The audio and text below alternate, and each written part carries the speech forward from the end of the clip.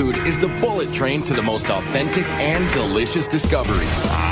International street foods run the gamut from gourmet. It's got a super splendid ocean flavor to it. To adventurous. I love worms. It's a bamboo worm. Indulging in street foods is like learning a new language. So after a good night drinking with your friends, you gotta eat a broodje zoutvlees. And once you try it, there's no going back. It gives you a bit of a kick, and it's quite addictive. So forget the restaurant menus and lace up those walking shoes for the best, cheapest, and most fascinating eats on the streets around the world. Hi.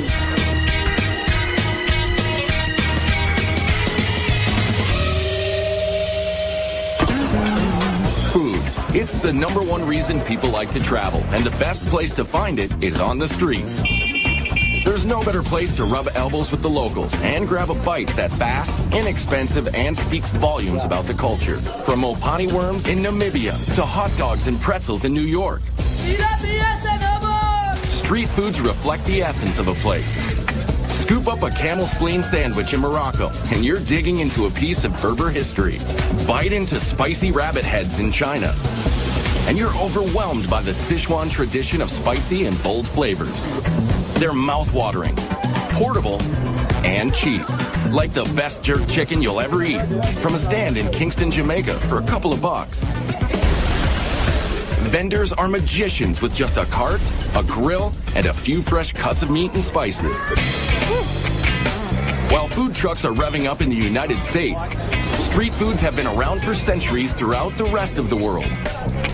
So we travel across the globe to Jerusalem for snacks as old as the Bible, to Berlin and Amsterdam for sweet and savory flavors from Europe, and to Tokyo, Hong Kong, and Mumbai, dishing up everything from eel kebabs to stinky tofu. And we start in Mumbai, India. It's the largest open-air kitchen in the world. Sizzling hot, crazy loud, fast, and always cheap. Capable of serving, get this, more than 20 million people a day. Mumbai is India's most populous city, a magnet for people and foods from all over the country. You'll get a taste of every part of India on the streets of Mumbai. You won't get that anywhere else. Kalyan Karmakar is a market researcher, but his passion is blogging about street food of his native India. Warm temperatures and dirt-cheap food carts bring practically everyone outdoors to socialize and eat at the numerous cow gullies, which means eat streets. And like this cow gully in the Fort Commercial District, there are always stands noisily cooking up pav bhaji. Pav bhaji is a cross between vegetable stew and gravy served with hot buttered rolls. The base starts with potatoes hand-mashed in butter, along with diced tomatoes, onions, peas, and peppers. And then he's going to add his red masala and then spices and then a touch of lime. It originated to feed textile mill workers in the 1890s. So in India, we don't use spoons all the time. We use like our breads, our hands. It's really delicious. For me, it's really all about the butter. The price is easy to swallow too, just $1 for a plateful. A lot of the food in Mumbai is vegetarian because 80% of the population is Hindu. They consider cows to be sacred. But they do have their burgers, Bombay burgers that is, otherwise known as vada pav. We call it vada pav. For you, it's Bombay burger. Mumbai's favorite food. It has no meat. It's just a carb fest of potatoes and spices mashed in a ball, coated with chickpea flour and deep fried. The vada pav sells for about 10 cents. Locals eat it for every meal. If you want to taste real Mumbai food, it's on the streets, available on the streets. Yeah. No need to go to a 5-star or any posh restaurant. Well, maybe, but it's better if you're weaned on a very spicy diet. The Bombay burgers come with complimentary chili peppers, which would destroy adventurous eaters in most parts of the world. But not here. No, because we've grown up on this. So, after this, like habanero peppers of Mexico, those are like kid stuff. Like, we can have that in our sleeve. No doubt about it, the street food scene in Mumbai is gritty. Takeout is wrapped in newspaper.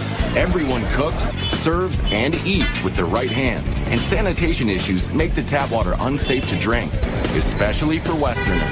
It's why most visitors pass up raw fruits, vegetables, and drinks. While there are eat streets all over Mumbai, you'll only find meat dishes in a handful of Muslim areas, like Bendi Bazaar in the oldest part of South Mumbai. It's home to the Borhi Mahalla neighborhood, with dozens of stands and holes in the wall where rich and poor rub elbows and break bread. Starting with the famous Indian flatbread called roti. Here at the Mohammed Khan Bakery, the process hasn't changed in hundreds of years. Whole wheat flour, water, and a pinch of salt. Hand kneaded, flattened on a cloth-covered bowl, and then slapped inside a clay tandoor oven. Like even the aroma, it just makes you smile. I mean, this is like what bread was meant to be. They ship rotis all over India. And just down the block to this shop, cooking Barahandi, or 12 vessels. Naheem Hyatt's family has owned this place for 3 generations, where they've got cow, goat, and lamb feet, rumps, brains, and bone marrow, simmering in curries and sauces all day. It takes 12 hours to get cooked. We put out the recipe in the morning, then we arrange it in the evening. Kalyan is joined by Mr. Moses. He's, one of the regulars here. And now we are going to start and we'll let you know how. So it's chota ka paya, and paya means trotters. Trotters. Paya means trotters. That's goat feet to you and me. This is just the marrow. We suck out the marrow out of bones, but they've done it for us. So you've just got this like marrow over here, and you dip your roti into it, take it out. This is to be eaten with our hands, not with a knife or a fork. Yeah. And you sort of dunk it in. Yeah. So let's do that. Fond of such food. I love it. You've got a meaty flavor, so it's very, very decadent and sinful. And the slow cooking makes the meat literally melt off the bone, even a tailbone. Look at this. I mean, it's like one of Mr. Mohsin's mattresses. I mean, like it's like softer than a feather mattress. Fantastic. Good. There aren't many places like this left as younger consumers want faster foods. But for lots of Mumbaikers, the most popular spots for street foods and socializing are Mumbai's beaches. It's what life was before malls were developed. So it's really the malls for most of Mumbai. And here at Juhu Beach, people come for the cool breezes and the chots, or snacks. These are made of puri, fried flour dough, some flat, some formed into hollow balls, all topped with variations of potatoes, chutney relishes, and spices. It's a little bit spicy, but it's a tasty food. It's a mix-up of all the vegetables, tomato, onion, and all, so it's very yummy. The variations are as endless as the streams of locals and tourists walking along the sand. Yeah, I'm not too good with spice, so I have to try and find things that aren't too hot. This isn't too hot, so it's good. I like skewers and stuff off the stick, they're beautiful. But yeah, a lot of veggies as well. It's good. And desserts as well, there's a lot of excellent desserts. Desserts, like the gola, crushed ice, doused with several different flavors of tart and sticky syrup. There's just no neat way to eat these things. Or a faluta. You can get them in different sweet flavors. This one is rose, mixed with noodles, seeds, milk, and ice cream. Hard to tell whether to use a straw or a fork. And to top off a night at Juhu Beach, there are prawns, a betel leaf stuffed with dried fruits and spices. And it's a digestive and a slight, it gives you a bit of a kick. And if the mildly addicting stimulant in the betel leaves isn't enough of a kick for you, get this. They dress them with a thin layer of real silver, just for show. But you don't need silver to eat like a king in Mumbai. Because the street food is so incredibly cheap and delicious. I love Mumbai. I'm addicted to Mumbai. It's a bit like Hotel California. Once you check in, you just can't check out. And while it is tempting to linger in India, why miss out on one of the most delectable combinations of sugar and butter you'll ever find? They're very good. This diet buster is coming up later in Amsterdam. But first, it's time to pack on the protein. And in Bangkok, it either slithers, scurries, or squirms. I love worm. It's a bamboo worm. Oh my God, I want to taste it. Bangkok, Thailand is one of the fastest growing, most modern cities in Southeast Asia. With a population topping 9 million and counting. It's a city that never sleeps while it pulsates with culture, fashion, and cuisine, peddled by immigrants from around the region. So it's a constant outdoor smorgasbord along the canals and streets, with vendors hawking everything from crispy grasshoppers and locusts to fermented rice and spicy snakehead fish. not only like fast, it have to be good. So all the street food squeeze itself into people's daily life. It's not only street food, it's a part of life. Nim Korokot is a travel and food writer who can't wait to get home to Bangkok after business trips. And I'm just fall in love with food because what Thai people love so much, I'm just ordinary Thai, we love food.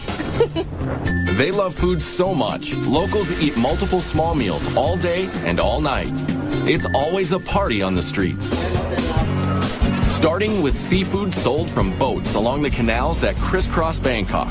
Here at the Tailing Chan Floating Market, sellers paddle up with fresh fish, portable grills, and spicy fixings, all on their boats. This is absolutely the best place to find the food in a very unusual atmosphere. Today's catch?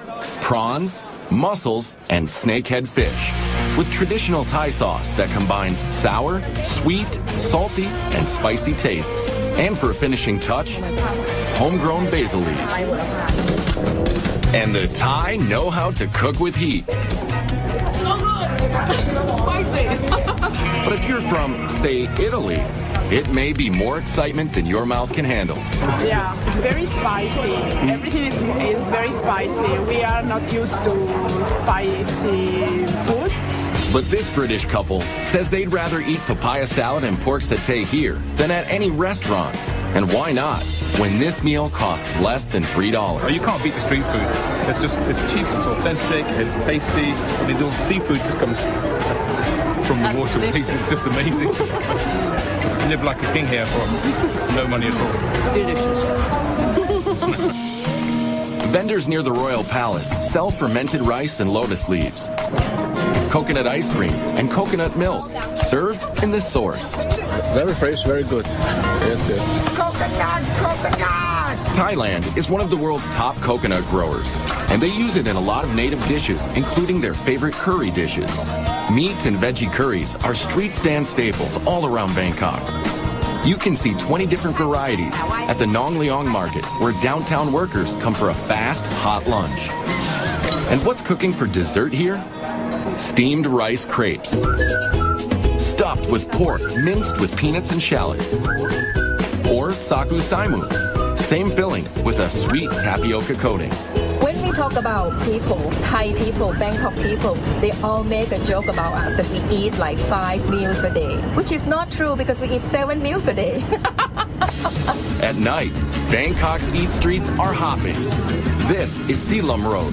It's like a melting pot where people come from anywhere in the world and then they live in Bangkok. What they bring with them is not the suitcase, they bring the food. So there's shawarma from the Middle East and noodles with barbecue pork and crab from China. The late night and backpacker crowds also flock to this street food haven along Khao San Road, where immigrant cuisine is hot stuff, like Indian rotis cooked with bananas, condensed milk, and chocolate for dessert. Let's get sugar high. And mangoes are served with sticky rice, sweetened with coconut.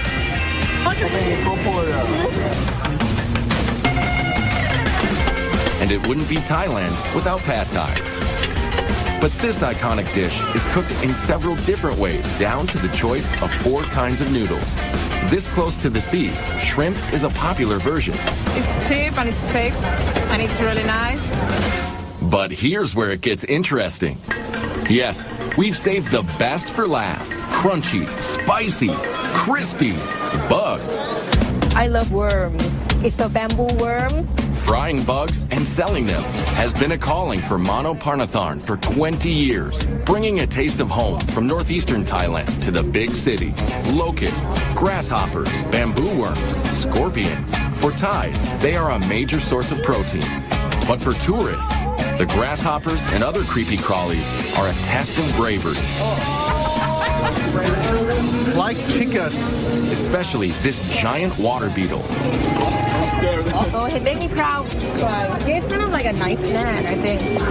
How is it? And how about a baby frog chaser with a spritz of soy sauce? You see, good. Like a chicken, yeah. Yeah, like thin chicken. This tough guy orders 1 locust. but gets more than he bargained for. Yeah, for 20 baht you get a whole bag of them. That's about 65 cents for the family pack. Very salty and crunchy, which I thought they'd be sweet locusts and churros for me, and I'm a little disappointed, but it's not actually terrible if you don't think about it too much. But it's impossible not to think about what you're biting into in Hong Kong, where your nose keeps reminding you. I smell dead people. That's what's coming out of this bag. That's coming up later. But first, it's Back to the Future in Germany, where you find an ingenious cross between the Jetsons and age-old tradition. It's the best I've ever eaten. Visitors to Germany come to savor the old world charm or stop at milestones of history, like the site of the shattered Berlin Wall. Restaurants are usually expensive, and you don't hear much about the street food. But you can find cheap eats at a nearby Imbiss, which means food stand in German. You'll find them all over the outdoor weekend markets in Berlin, like the Winterplatz. Vendors dish up plenty of German favorites, like soups, strudels, and pickled fish. But ask any Berliner, and they'll tell you the best is worst. Bratwurst.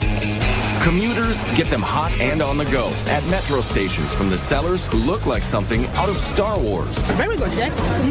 What here is the best gift in Beijing. They're called grill walkers, one-man sausage band, strapped into a combo propane tank and grill contraption. Now this is mobile food. But the most beloved brat in Berlin is the currywurst. Pork sausages grilled and doused in curry and tomato sauce. And one of the most famous currywurst joints is Curry 36, where you can eat inside or out. But most currywurst is grab and go. I asked them where you can get the best currywurst in Berlin, and they told me Curry 36. So I'm here now to taste, and it's great. Urban legend has it that in 1949, a German housewife traded liquor to British soldiers for the hard-to-find curry spices. She cooked up the cheap but filling dish. This meal deal is less than $4. Oh yeah, really good. Over the years, Germans have acquired a taste for Mediterranean fare brought by Turkish immigrants like this modest guy. Come to Mustafa's Kreuzberg, Berlin City. Best kebab in town. Doner kebabs are like heroes, an oversized sandwich made of pressed spiced chicken, veal, or lamb, sliced paper thin and piled high with veggies in a pita, all for about $4. I love kebab, yeah? Before, I don't found a good kebab, and I think I must make the best. Food writer Steen Hansen agrees. Got lovely meat here. We've got some feta cheese, onions, salad, some pieces of potato. Just delicious. And if you're on the hunt for another European street food adventure, head west to the Netherlands. Amsterdam is known as the Venice of the North because of its canals and seafood. We eat the shrimps, we eat the eel, we eat herring. Boy, do they eat their herring. Vandaag voor u wel. Dutch foodie Francis Broekhausen gets his fix at Dappermarkt Street Market. Raw herring is salted for several days and sliced into bite-sized pieces with raw onion and pickled gherkins thrown in. They leave the pancreas inside, so the enzymes, they make the flesh really soft. Oh. It's good. Delicious. Cod is another favorite Dutch street food. In a batter with a lot of spices and herbs. And just like in Germany, Amsterdam's large immigrant population is mixing it up. It's a lot of influence of different cultures. So we have Suriname people, Moroccan, Turkish. Immigrants who cook up dishes like baga, which are donuts made of chickpea flour. Or these sandwiches. They're called broodje zoutvlees. This is fiery stuff. Sticky, gooey, hot. They are stuffed with spicy, fatty, cured beef, brought by immigrants from Suriname. Look at this. Animal fat. And all over Amsterdam, you'll find snack kiosks popular with tourists and the drinking crowd. Like the carb-loaded street foods across the canals in the Albert Cupmarkt. Bet these fries smothered in mayo can cure a hangover. Yeah, mayonnaise, baby. Oh my goodness. Folks also flock to outdoor markets to avoid the pricey restaurants, even if some of the street eats are a mystery. Still not quite sure what kind of meat this is, but it's delicious. Less adventurous tourists head straight for the famous Dutch sweet stands. This you can find all over Holland. The stroopwafel. Stroopwafels are a Netherlands creation dating back to the 1700s. 2 paper-thin cookies with sweet caramel honey slathered in the middle. This one is a secret family recipe. My father was busy getting the perfect recipe for many years. And finally he got it. Very good. It's awesome. Very sweet, warm, tasty, rich. And the other uniquely Dutch street food dessert starts with a similar sweet batter, but with different results. These are called proffertjes, which means to puff up. Miniature puff pancakes. His grandfather used to hawk the mini pancakes at traveling carnivals. Flour, milk, eggs, and some secret ingredients where I can talk about. Okay, I can understand. Yet another Dutch health food, served hot and topped with powdered sugar and butter. Lots of butter. They're very good. Yeah. Very good. Yeah. From artery-clogging goodness in Amsterdam to a bitter dessert in Hong Kong. Coming up next, turtle jelly. It's just what the doctor ordered. It's usually sexual potency for guys or beauty for women. And then, practicing proper etiquette in Japan can be very hard to swallow. This is definitely a big oyster. Hong Kong is home to cuisines from all over the world. Street foods are no exception. And here in this hip and fashionable city, they are served with a heaping helping of tradition. So you'll find skewers of pig intestines, turtle jelly, and the most misunderstood, most reviled street food ever. This might be the worst thing I've ever taken a bite of. It's all good for Amy Ma, food writer for the Wall Street Journal and other publications. Whenever you're hungry, you always find a cart. And the best thing about it is that you can walk down a street and treat that street like you would a 5-course a la carte menu, only you're going from place to place and not sitting down at one restaurant. And it starts with breakfast in Jardines Bazaar, with the Chinese version of a donut. But inside the fried dough is shredded fried pork, pickled vegetables, and rice. The rice ball donuts are served with warm soy milk mixed with more fried dough. It's like a bread pudding soup that's less sweet and better for you. This would be like your ham and eggs and hash brown combination equivalent here in Hong Kong. The combo costs about $1.50, and it has the typical blend of savory and sweet, yin and yang. Very good. Of course, tea is very big in Hong Kong culture, both cold and hot. Especially the very strong, very old silk stocking tea, which gets its name from the stocking used to strain the tea over and over again. Not to worry, the stockings haven't been worn, but the tea packs a punch, which is why it comes with lots of condensed milk and sugar. Wow! One of the most beloved street snacks in Hong Kong is the egg or custard tart. With just a hint of sweetness, they're habit forming. It's kind of like a flan, creme brulee, and the best pie crust you can think of, all rolled into one. People argue about whether the British or Portuguese introduced egg tarts to Hong Kong. But this treat is pure Chinese. They call it a 1,000-year pastry because inside the flaky crust is a gooey black egg preserved for months in a mixture of clay, ash, and lime. Then it's coated with sweet bean paste and ginger. So preserved eggs and ginger are a classic combination. It's like peanut butter and jelly. It has a gelatin-like texture to it. So it's almost like a gummy bear inside. The Chinese make up 90% of Hong Kong's population. In the Mong Kok district of Kowloon, there are lots of sidewalk cafes serving noodles and dumplings with plenty of internal organs. You get a lot of great street food stalls that will be a little more authentic. You'll start to see pig intestines or things that, you know, might make the typical tourists a little squeamish. You'll see that all the time in Mong Kok. Things like squid tentacles, spicy beef stomach, and yes, pig intestines on a skewer. They may be local favorites, but tourists find them tough to chew and even harder to swallow. Right? It smells like sulfur, yes, it does. Which kind of smells like poop, which is exactly what it is. Fantastic. not making out with anyone tonight. You can cleanse your palate and more with traditional medicines. They play a big role in what the Chinese eat, which explains why this very bitter turtle jelly is so popular here. It's like a funky coffee jello. With medicinal foods in Asia, it's usually sexual potency for guys or beauty for women. So it's this very primitive idea of what good health is. Turtle shells are broken into little bits and stewed for about 9 hours. When it cools, the thick collagen in the shell turns to jelly. It takes a liberal dose of sugar syrup to make this medicine go down. But the real test of just how far you're willing to go for authentic Hong Kong street food begins long before you lay your eyes on it. It's called stinky tofu. The smell is horrible. And just one whiff is enough to send tourists running the other way. Try a little bit. It's actually really rare to find these on the streets these days. A lot of the stands have been outlawed because it just smells so bad. This tofu soaks in rotting vegetable matter for several months.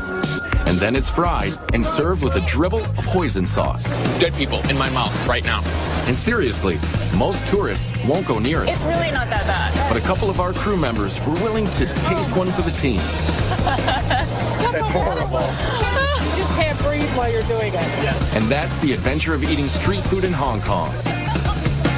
Some foods just can't cross the cultural divide, but that's all part of the fun. Coming up next in Tokyo, it's all about freshness and technique, where minding your manners can be one hot proposition. Then, an age-old ingredient in Jerusalem cures everything from aches and pains to wrinkles. More beautiful boy. Eating in Japan is all about art and etiquette, down to the smallest of street food stands and the grittiest of neighborhoods. Like the stalls around the Tsukiji Fish Market in Tokyo, where everything is immaculate and fresh. Yes, Tsukiji Fish Market is the most famous and biggest fish market in the world. Here you'll find every kind of fish and seafood imaginable. Much of it served raw. The sushi is definitely the freshest in the world. Yasuhisa Chiba, a culinary student whose family is in the seafood business, says it's that obsession with freshness that sets Japanese street food apart. Like this rice bowl, loaded with raw fish for about $15, about a third of a restaurant price. This is a donburi, or a sashimi over rice.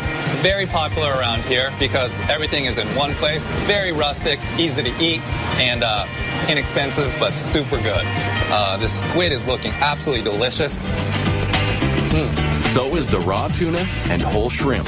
The uninitiated only eat the tail. Those in the know also go for the head.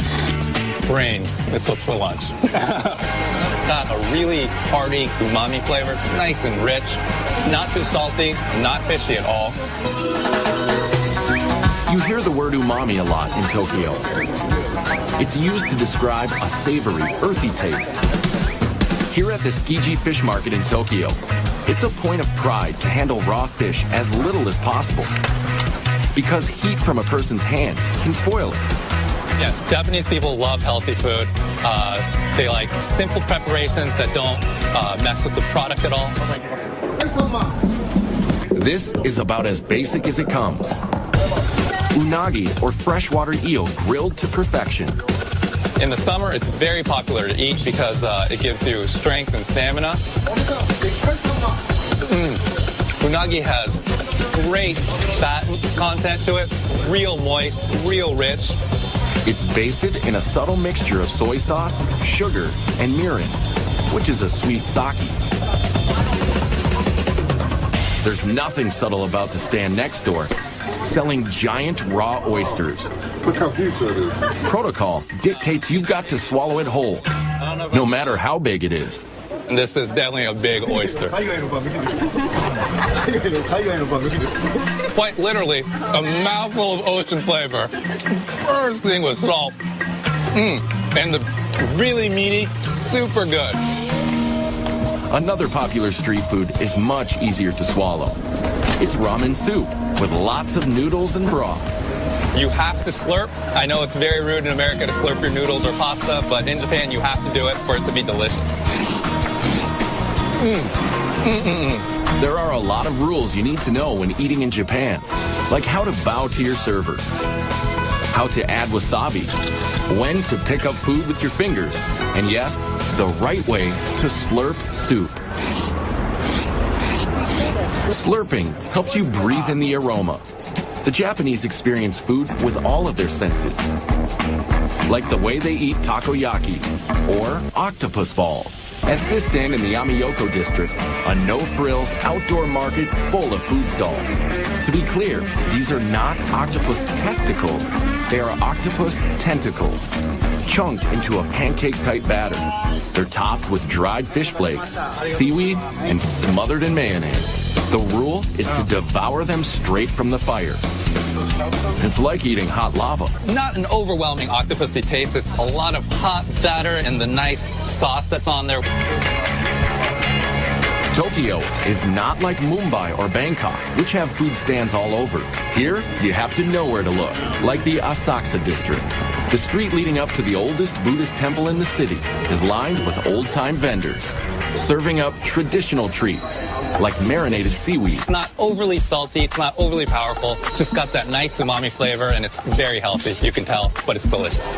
Now, this guy spends hours scraping the kelp and soaking it in vinegar. This just might be an acquired taste, according to these Australians.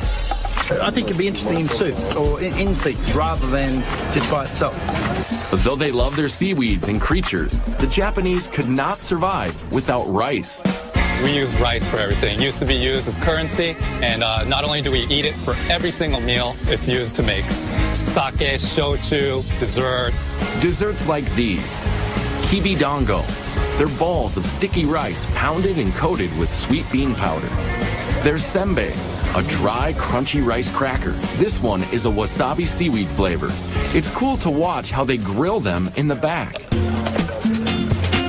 And this woman transforms rice crackers into something you'd swear was meat, just by soaking and spicing it. If you told me that it was a beef intestine or a tripe, I might believe it. Nope, it's really rice crackers. And after a long day of eating, it's sake time, which, by the way, is also made of rice. After dark, the working crowd heads here, Yakitori Alley, under the downtown train tracks. Yakitori are bite-sized pieces grilled on small skewers. 2 skewers cost less than $4. Right now I'm going to try some livers and the rear end of the chicken. There's been a head-to-tail trend in Japan for centuries, and they're always scrupulous about food safety and cleanliness. Just from hearing its tail, you might think it's disgusting, but this is really good. Or stick your skewers into these morsels: pig's head, chicken thigh, heart, or cartilage. It's fatty, a little bit fatty taste. It's not unpleasant at all, actually. It seems to be quite crunchy and crispy. It's good, actually. Never thought I'd eat it, but I'm eating it. The heart is excellent as well. It really, really is good. Jolly nice and splendid.